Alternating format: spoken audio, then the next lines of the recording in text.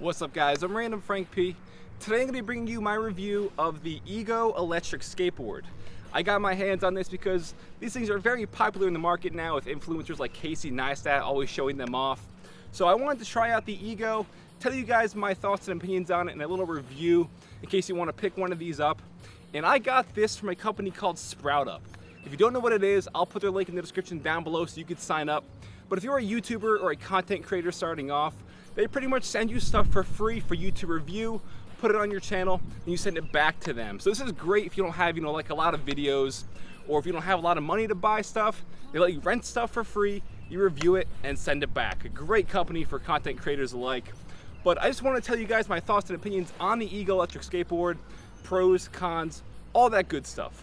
Now electric skateboards are great because they can get you from point A to point B very efficiently without you having to waste money on gas driving back and forth. You don't gotta jog, you don't gotta walk there. This can definitely get you around town.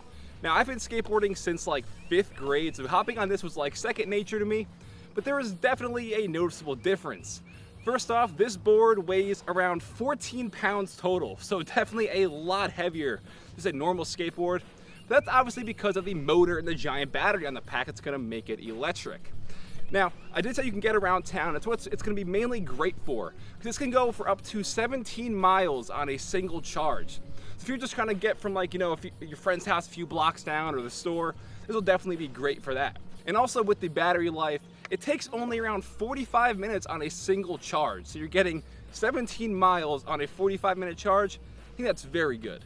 So if you are using this around town, 17 miles is definitely going to be more than enough to get you there and back without you having to worry about it dying on you midway. Now if you're curious how fast the e-board goes, it can go up to 13 to 14 miles per hour. And while initially you might not think that's fast enough, it doesn't seem fast, once you get on it, trust me, it's a lot quicker than you might think. Now obviously if you're taking this on an incline going uphill or downhill, the speeds and the battery life of this will vary. For example, if you live in a town where you're constantly driving up hills or riding up hills, you're probably only going to get around 10 miles max on a single charge. But again, just be wary of that. And I think the 13 to 14 miles per hour is definitely quick enough. Just for me riding around my development, I don't live in a good place or a good town to ride this thing, but it was more than quick, and I was thinking that's going to be fine for anybody just trying to get around town. Now, how you control it is with this little controller that you put on your wrist. On the front there is a little like a little slider where you can control your speed all the way up to full speed and then stopping and braking. This thing is very small, it's compact, you can hold it great in your hand, it's ergonomically designed very well. The little lip on the back so you can hold it in your palm very easily. Just rest your finger there with your thumb controlling the speed. On the top you have your on-off button.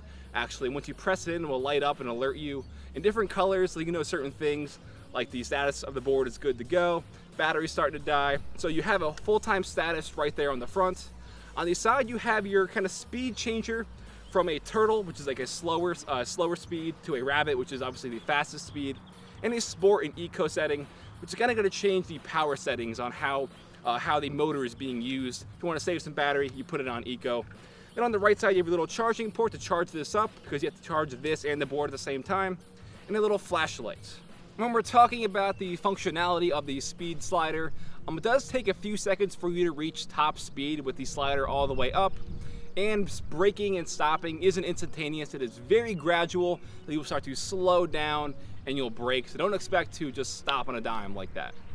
Now, as for my experience with the Ego board, as I mentioned, I live in the suburbs, so I do not live in a good area to ride this thing around.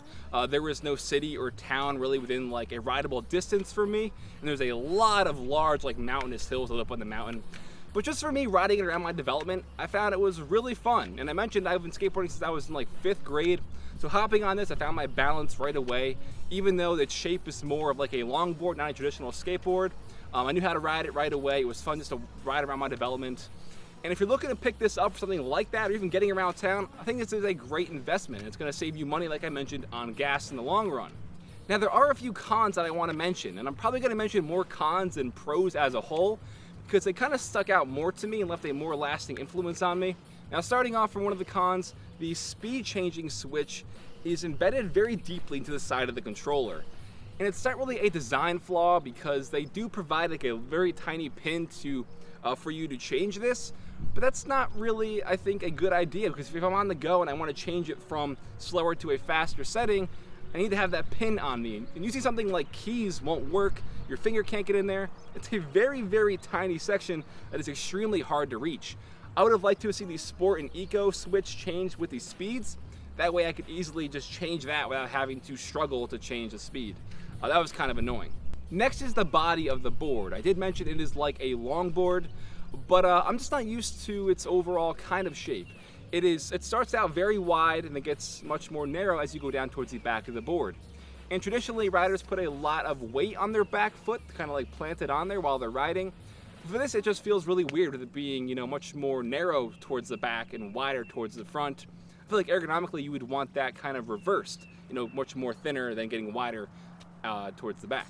And the last thing I want to mention before I kind of wrap this up, it's not necessarily a con, but more of a drawback to riding electric skateboards and skateboards as a whole, is the conditions that you're going to be in. If you're riding this in the summertime, you should be fine. But for me, I was definitely limited because I live in PA, and the past 2 months has been winter, where it's either been raining or snowing every day.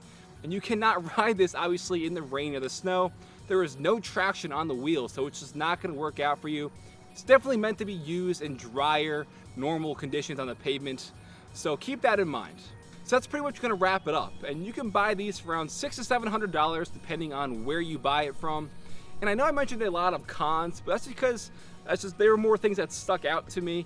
There are still a ton of upsides and great things about this skateboard. And I think even that price point is very consumer friendly, considering some electric skateboards are more than double that price.